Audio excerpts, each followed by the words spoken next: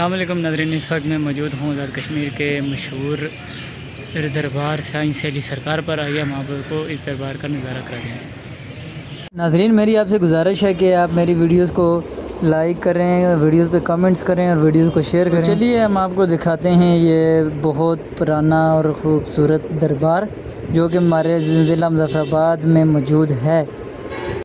तो चलिए आहिस्ता आहिस्ता हम अंदर भी जाते हैं, आपको सब कुछ दिखाते हैं दरबार का। वीडियोस पे लाजमी लाइक कमेंट्स और शेयर करिएगा और हमारी वीडियो आईडी को फॉलो भी कीजिएगा। शुक्रिया, जज़ाकल्लाह। ये दरबार एक मशहूर शख्सियत हज़रत पीर सैयद साईं सखी सैयद शाह बाजी सरकार के नाम से मशहूर है। हर साल 13 जनवरी तो 21 जनवरी 7 रोज़ा सालाना उर्स भी यहाँ पर लगता है। उर्स के साथ साथ इनका एक ख़ूबसूरत तरीन मेला भी लगता है मुज़फ़्फ़राबाद में।